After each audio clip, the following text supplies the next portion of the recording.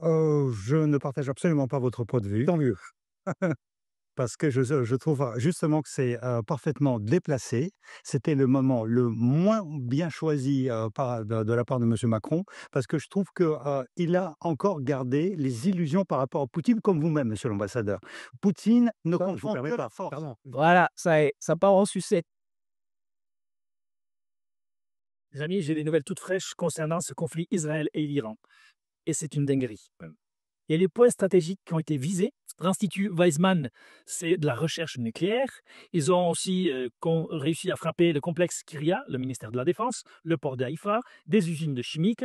L'Iran a réussi à faire tomber 6 généraux, 32 agents de missiles, 78 agents de services secrets, 27 membres de la marine, 198 membres de l'armée de l'air. Est-ce que vous avez lu déjà les publications russes sur internet aujourd'hui? Ils jubilent. Ils disent: «Voilà, Macron s'est couché, maintenant Poutine». Série Journaux. C'est pas vrai? Nous sommes avec Marion Van Bonsoir Marion, merci beaucoup d'être là. Avec Sergei Girnov. Bonsoir. Plaisir de vous retrouver Sergei Girnov, Léonard Attal avec vous. On verra les coulisses aussi de ce téléphone. Claude Blanche-Maison, monsieur l'ambassadeur. Et vous, Michel Goya. D'abord, Léonard Attal, que sait-on des circonstances du téléphone? On sait que selon certains membres de l'entourage du président de la République qui on a pu échanger ces dernières minutes, d'abord le fait générateur de ce coup de téléphone n'est pas la guerre en Ukraine, c'est confirmé, c'est vraiment la situation en Iran, la grande préoccupation de l'AIEA et de son directeur avec lequel Emmanuel Macron a discuté ces derniers jours, mais aussi des Américains, donc pour reprendre le dialogue et pour, eh bien, à nouveau ramener des inspecteurs sur le terrain en Iran. Ensuite, ce que l'on sait, c'est que cet appel a duré effectivement. Voilà. Des traîtres. Ils sont incapables de savoir s'ils ont fait des dégâts ou pas. Ils sont incapables de savoir où en est l'Iran. Et apparemment, des photos satellites montrent que l'Iran est en train de refaire des travaux dans les zones qui ont été bombardées. Donc, ils sont inquiets de savoir où ça en est. Et comme ils n'ont pas de moyens de savoir cela, mais maintenant, ils veulent relégitimer l'AIUA. Ils veulent absolument que ces gens-là repartent là-bas pour aller encore voler des informations, pour dire: «Ah, mais si, on les a bien tapés ce tour-ci, ça prend moi quelques années». Parce que là, ils ne savent pas si l'Iran est à quelques semaines, quelques mois, de dépasser encore même le seuil où que eux ils avaient pleuré. Ils ne savent pas. De toute manière, Israël a vu Israël a vu que, voilà, quand l'Iran veut, l'Iran fait des dégâts. Comme quelqu'un va dire les nombres de choses qui en sont détruites en Israël, je vous mettrai ça tout à l'heure, c'est juste catastrophique. Et je pense même que vaut mieux que je vous le place ici maintenant tout de même, tout de suite, comme ça vous rendez compte à quel point, quand on nous présentait dans les médias, ouais, ils vont faire changement de régime et tout ça, comme je vous l'avais dit, ils pensaient que ce qu'ils avaient fait avait commis beaucoup de dégâts et donc ils espéraient que c'est commis beaucoup de dégâts pour changer de régime. Dès qu'ils ont commencé à s'en prendre plein la gueule, eux-mêmes, ils ont oublié même qu'ils souhaitaient un changement de régime. Voilà. Écoutez ce qui se passe ici. Les amis, j'ai des nouvelles toutes fraîches concernant ce conflit Israël et l'Iran. Et c'est une dinguerie. Alors, vous pouvez être sûr que l'Iran leur a fait très très mal à Israël. Ils ont balancé environ 400 missiles. Alors, 400 missiles, dont beaucoup ont été interceptés par Israël quand même. Et les points stratégiques qui ont été visés, et en partie détruits, c'est la base aérienne de Navaitim, donc là où il y a les fameux avions, toute la flotte aérienne. La base de Tel Nof, c'est une base où il y a pas mal d'électronique et tout le bazar. Les installations Raphaël, c'est ceux qui ont inventé le dôme de fer et d'autres choses. L'Institut Weizmann, c'est de la recherche nucléaire. Ils ont aussi réussi à frapper le complexe Kiria, le ministère de la Défense, le port de Haïfa, des usines de chimiques, les réservoirs d'ammoniac, l'aéroport de Morgorian, le bâtiment du renseignement, le siège du Mossad, le centre de données de Beersheba, le centre de diffusion de la chaîne 14, le siège de Microsoft et des zones industrielles stratégiques. Alors ça, c'est des points qui ont été visés, détruits ou partiellement détruits, touchés. Et vous savez, ce que je vais vous dire maintenant, c'est une dinguerie. Alors vous savez qu'Israël avait dit que normalement, l'Iran a fait entre 23 et 25 civils tués du côté israélien. Eh bien, dites-vous que, en fait, je viens d'avoir la source, et c'est une source sûre, c'est les forces de défense israéliennes qui vient de donner des nouveaux chiffres. Tenez-vous bien, écoutez bien. En fait, l'Iran a réussi à faire tomber 6 généraux, 32 agents de missiles, 78 agents de services secrets, 27 membres de la marine, 198 membres de l'armée de l'air, 462 soldats et 423 civils. C'est une dinguerie. En fait, ils passent de 25 à plus de 1000. C'est un fois 100, fois 200, fois 300. Pourquoi ils ont occulté ça? Tout le monde est au courant que les images étaient interdites de diffusion, etc., pour minimiser le dégât. Et en fin de compte, les dégâts, ils ont été bien plus gros que ce qu'eux, ils pensaient et que les gens, ils pensaient aussi. Et pour moi, ça ne restera pas là. Parce que Trump, il est venu, il a bombardé. Ensuite, il a essayé de négocier avec l'Iran un coût de 30 milliards pour aider l'Iran à développer son nucléaire civil. L'Iran a dit non. Et aujourd'hui, le 30 juin 2025, M. Trump, il a encore menacé de frapper l'Iran s'ils n'arrêtaient pas d'enrichir l'uranium. Et pour moi, Israël, il a donné tous ces chiffres-là pour dire en fin de compte, voilà, c'est pas possible, il va falloir qu'on riposte. Donc les amis, dites-moi en commentaire, est-ce que vous y croyez à ces chiffres-là? Est-ce que ce conflit va rester là ou il va repartir de plus belle? Dites-le moi en commentaire, partagez au maximum l'information parce qu'il y a beaucoup de gens qui aimeraient avoir ces infos-là. Moi, si l'information, parce qu'on sait que la plupart des dégâts matériels qu'il a cités sont divulgués dans des journaux israéliens où il y a bien plus la liberté d'expression et la liberté de la presse, puisque apparemment il y avait un mécanisme qui interdisait ou en tout cas censurait la presse pendant qu'ils étaient en conflit avec l'Iran. Mais dès que c'est fini, la liberté de la presse a été rétablie et que maintenant les informations sont en train de fuiter. Si ça sort du gouvernement israélien, probablement qu'ils ont gonflé les chiffres. Mais si ça sort des médias locaux ou des médias israéliens, probablement que les chiffres sont vrais. Pour ce qui est des dégâts matériels, probablement que c'est vrai. Pour ce qui est des dégâts humains, je ne sais pas. Mais toujours est-il que voilà, les résultats est là. Israël a voulu faire le sale besoin des Européens ou des Occidentaux pour asseoir leur domination de la zone. Il a pris une gifle. Il n'est pas en mesure de refaire ça. Et dans le peu de temps qu'il reste là, si les Iraniens arrivent à faire ce que j'avais prédit ici, arrivent à reconstituer leur protection aérienne, surtout se procurent une flotte d'avions de chasse, eh ben, ça sera fini. Israël ne pourra plus jamais oser refaire cela. Parce que les Iraniens avaient tout basé sur leur défense aérienne, sur leur défense de missiles balistiques. Ils ont vu que c'était limité et que s'ils n'avaient pas une aviation et une défense anti-aérienne de bon niveau ou d'excellent niveau, eh ben, ça leur limitait leur capacité même à riposter sur Israël. Parce qu'il a fallu mettre beaucoup de leurs pour que Israël frappe les leurs et pouvoir tirer en même temps les missiles. Et donc, eux aussi, ils ont appris. Les Israéliens, quoi qu'il arrive, ils sont comme l'Occident. Ce n'est pas demain qu'ils auront des missiles hypersoniques. Et les Américains dans la zone, leur protection dépend en majorité de ce qu'Israël peut faire. Et on a vu que même les Israéliens ne peuvent rien contre les trucs hypersoniques. Donc ça veut dire que les bases américaines dans la zone du Golfe Persique sont tous à la merci de l'Iran. Voilà pourquoi ils sont en panique. Ils n'ont plus aucun moyen de pression sur l'Iran après ce qui a été fait. À part la bonne volonté de l'Iran de vouloir faire lever les sanctions économiques et faire décoller son pays. Voilà ce qui motive ces gens-là. C'est la vraie peur. La peur que maintenant qu'ils ont dévoilé leurs cartes, comme en Ukraine, et qu'ils ont raté, et que maintenant l'Iran aussi arrive à accéder à un point où ils ne pourront plus la menacer. 2 heures, comme l'a rappelé Emma Barrier. Que cette discussion a eu lieu en grande partie donc sur la question iranienne et que le président de la République, dans la foulée, a appelé le président Zelensky pour le tenir au courant effectivement aussi des discussions concernant l'Ukraine. C'était le premier coup de téléphone entre les deux hommes depuis 3 ans maintenant. Et donc on comprend que d'abord, c'est des discussions avec le président Trump ces derniers jours. Et surtout, moi, c'est ce qui me fait rire. C'est eux tous. Ils évitent de revenir sur le fait que Macron, diplomatiquement, s'est sali quand il avait révélé le coup de fil diplomatique. Et voilà pourquoi ça fait 3 ans qu'ils n'ont jamais parlé. Poutine sait bien que Macron, c'est inutile. Et on vous dit bien, c'est par rapport à l'Ukraine, Macron n'aurait même pas eu la chance d'avoir Poutine.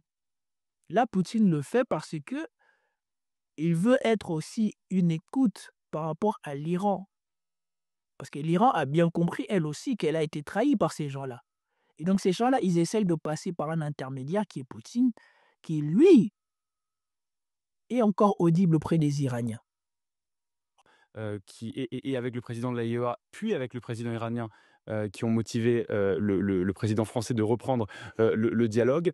Et l'on comprend que effectivement la préoccupation est grande pour les Occidentaux de savoir ce qu'il en est du nucléaire iranien. Et les Occidentaux savent que les Russes ont un dialogue avec les Iraniens. Et pour avoir discuté avec certaines personnes de la diplomatie du gouvernement français, les Français ne pensent pas une seule minute que l'uranium iranien a disparu dans la nature. Et donc, c'est ce qui explique aussi cet échange aujourd'hui entre Emmanuel Macron et le président Poutine. Et est-ce qu'on a un début de raison, d'un rapprochement sur la question de l'Iran, du nucléaire iranien? Ils ne sont pas si éloignés que ça. Les deux étaient contre les bombardements, en gros. Ah bon, ça, c'est un mensonge. Ça, c'est la lecture de Darius Rojba. La Russie n'a pas du tout la même vision que les Occidentaux sur le nucléaire iranien. Moi, je dirais 2 choses sur, ce coup de téléphone. 1, il était temps, parce que ça fait très longtemps qu'ils ne se sont pas parlé. 2, je rappelle que la France a la Je rappelle que ce monsieur est hyper nul en tant qu'analyste. Certes, il a fait les études nécessaires pour peut-être être un haut fonctionnaire français et donc de devenir ambassadeur, mais à chaque fois qu'on vous l'envoie, on attend ces analystes. Franchement, c'est limite. C'est limite. Aujourd'hui, ils sont tous là en train de dire il était temps ou quoi que ce soit, mais c'était les premiers à trouver normal ce que Macron avait fait à l'époque et qui ne se faisait pas en diplomatie. Ils n'ont pas condamné la bêtise de Macron, mais Macron l'a payé. Macron l'a payé. chance d'être membre permanent du Conseil de sécurité des Nations unies et puissance dotée de l'arme nucléaire au titre du TNP. Donc effectivement, Macron avait, tous les titres à parler, comme il l'a fait d'ailleurs avec d'autres membres permanents du Conseil de sécurité des Nations unies et puissance dotée de l'arme nucléaire, parce qu'en effet, avec cette affaire, iranienne, il y a une urgence. Il y a une urgence et l'urgence, c'est, il l'a dit à monsieur Grassi qu'il a reçu la semaine dernière, vous venez de le dire, et c'est de ramener les observateurs de l'Agence internationale de l'énergie atomique sur les lieux en Iran, sans aucune exclusive cette fois-ci. Il ne faut pas que les Iraniens s'amusent à cacher des sites. Il ne faut pas non plus qu'ils disent on ne veut pas dans les inspecteurs des Français, des Allemands et des Anglais parce qu'ils sont méchants. Il faut que ce soit des inspecteurs. Les inspecteurs, ce sont les inspecteurs, quelle que soit la nationalité. Ah oui, il faut les espions français, anglais. Et ces gens-là, ils prennent trop les gens pour des cons. Et ces gens-là, ils ont pas de race, comme on disait quand on était petit. Ils ont pas de race. Ils n'ont pas de honte. Aïe Seigneur. Ne peuvent pas choisir leur couleur ou leur état d'esprit. Donc, je crois que c'est très important qu'il l'ait fait. Et dans le fond, il était seul à pouvoir le faire. On dit, mais il n'a pas convoqué les Allemands. Il a pas. Bah oui, mais les Allemands, ils ne sont pas membres permanents du Conseil de sécurité et ils ne sont pas puissance dotée au sens du TNP. Donc, il était parfaitement fondé à le faire. C'était le moment de le faire. Et en même temps, en effet, il a pu parler de l'Ukraine, puisqu'il n'y a pas de raison que seul le président des États-Unis d'Amérique parle à Poutine sur tous les sujets, et notamment sur l'Ukraine. Ah bah oui, mais sauf que il y a quelques semaines, vous étiez tous contents sous Joe Biden qu'il n'y ait pas de dialogue. Et vous avez passé votre temps, depuis que Trump a été investi, de traiter Trump de complice, de laquais de Poutine. Or, Trump, il a essayé d'obtenir tout ce que vous n'avez pas pu obtenir et il s'est rendu compte de ce que vous nous avez refusé d'accepter, c'est que Poutine, en Ukraine, il est plus fort que vous et que vous n'allez rien lui imposer. Et à la place, il préfère prendre son argent en lâchant Zelensky et vous-même. Vous l'avez insulté pour ça. Aujourd'hui, vous êtes content que Macron puisse remuer le dialogue. Et encore, on vous dit, on n'a pas remué le dialogue avec lui. C'est lui qui a pleuré pour qu'on le prenne au téléphone. Je ne partage absolument pas votre point de vue. Tant mieux. Parce que je trouve justement que c'est parfaitement déplacé. C'était le moment le moins bien choisi de la part de M. Macron, parce que je trouve qu'il a encore gardé les illusions par rapport à Poutine, comme vous-même, monsieur l'ambassadeur.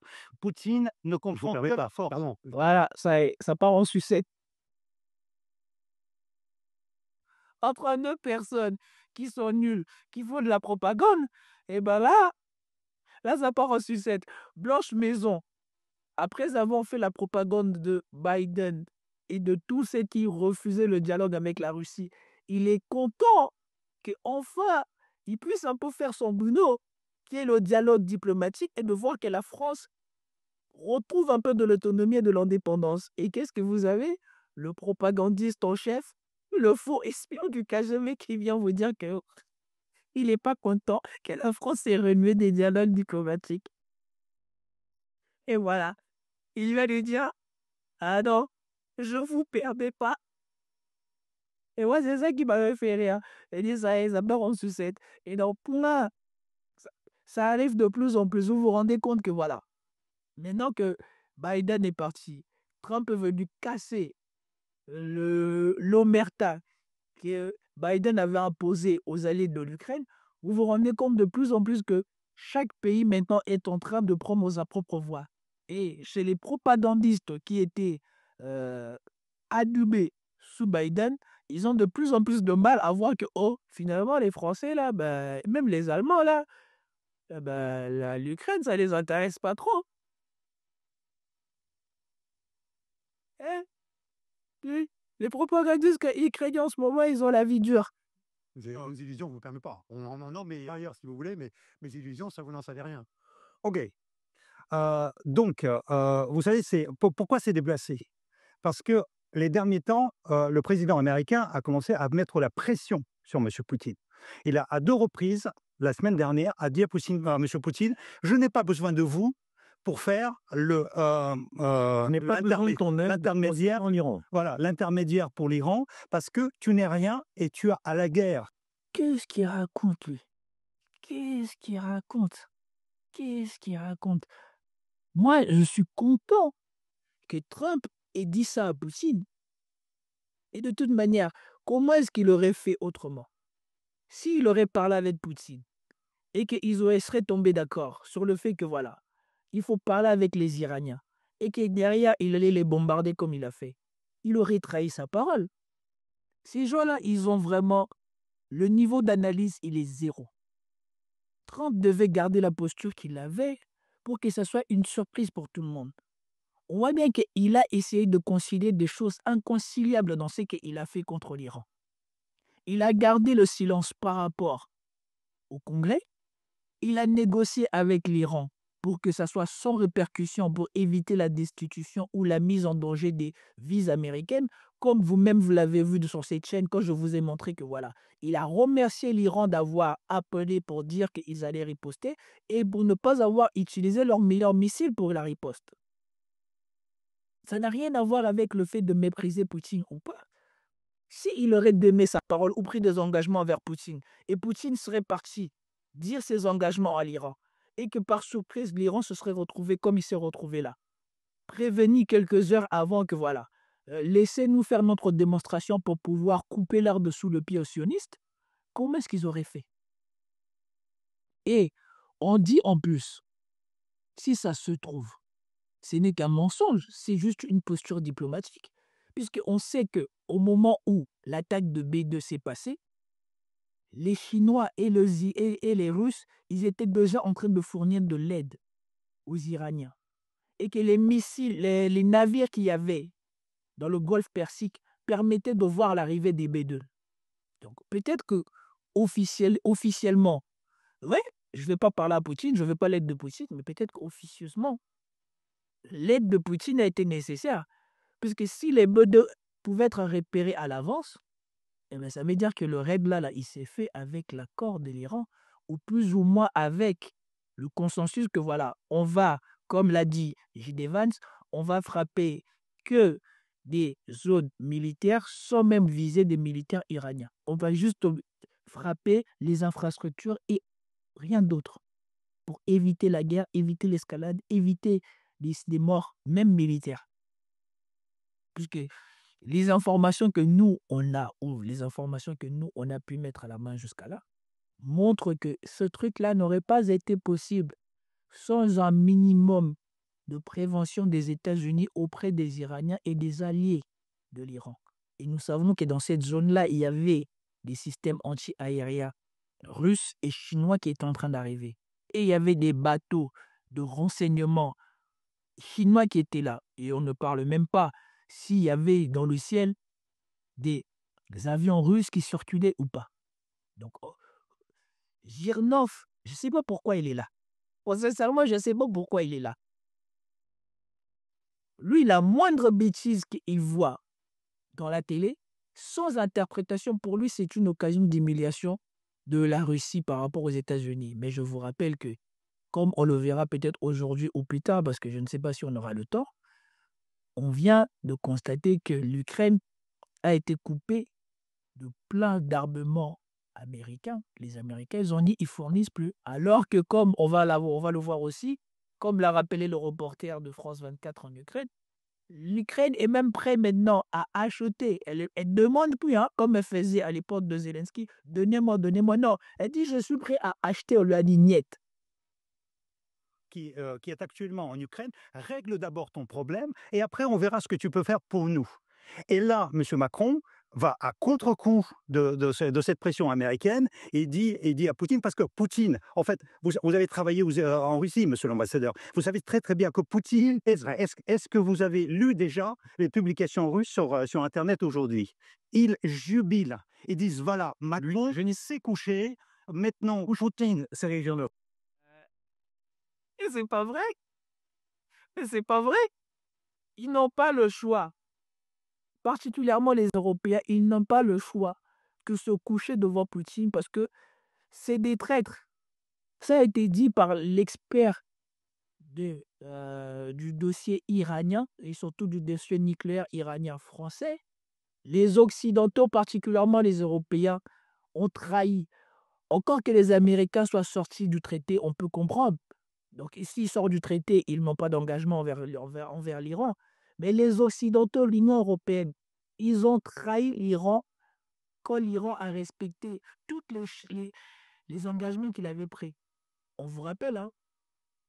À ma connaissance, même aux États-Unis, il n'y a pas un seul service secret qui est capable de dire que l'Iran avait pris des mesures pour aller vers la bombe nucléaire. Il respectait un accord signé en 2015. Cet accord devait leur donner une levée des sanctions économiques. Ils ont vu que les Européens n'ont rien fait. Le monsieur là comment ça s'appelle? De l'agence là, il a dit, jusqu'à 2 jours avant les bombardements américains, leurs inspecteurs étaient encore dans les infrastructures iraniennes en train d'inspecter. La dernière fois que vos équipes ont pu être présentes physiquement à Fordo, quand était-ce? C'était, c'est ironique, mais c'était la veille du commencement des activités militaires. Je crois qu'on a fait notre dernière visite le 10 ou le 11 juin. Ah oui, donc c'est tout récent. C'est tout récent. Bissau.